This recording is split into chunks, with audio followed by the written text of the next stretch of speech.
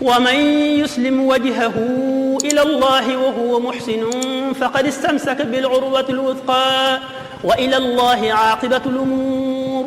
ومن كفر فلا يحزنك كفره إلينا مرجعهم فننبئهم بما عملوا إن الله عليم بذات الصدور.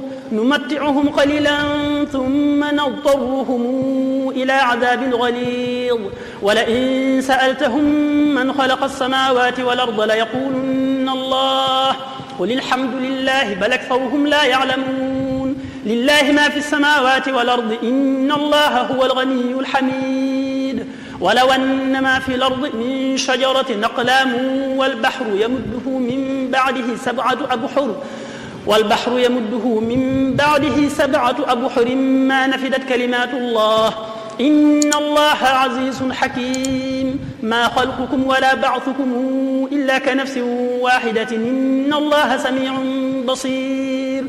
ألم تر أن الله يولج الليل في النهار ويولج النهار في الليل وسخر الشمس والقمر كل يجري إلى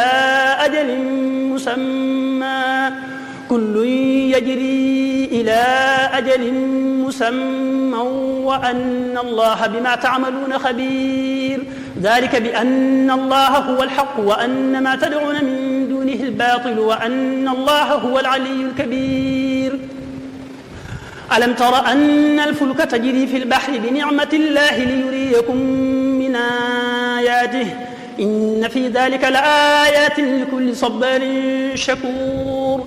وإذا غشيهم موج كالظلل دعوا الله مخلصين له الدين فلما نجاهم إلى البر فمنهم مقتصد وما يجحد بآياتنا إلا كل ختار كفور.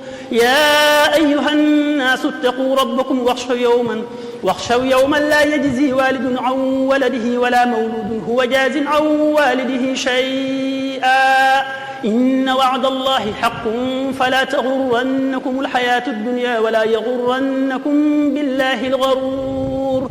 إن الله عنده علم الساعة وينزل الغيث ويعلم ما في الأرحام وما تدري نفس ماذا تكسب غدا وما تدري نفس بأي أرض تموت إن الله عليم خبير.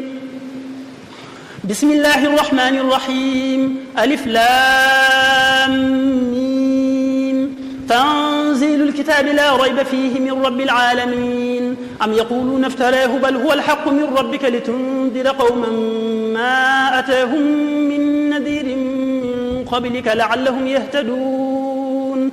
الله الذي خلق السماوات والأرض وما بينهما في 6 أيام ثم استوى على العرش ما لكم من دونه من ولي ولا شفيع فلا تتذكرون.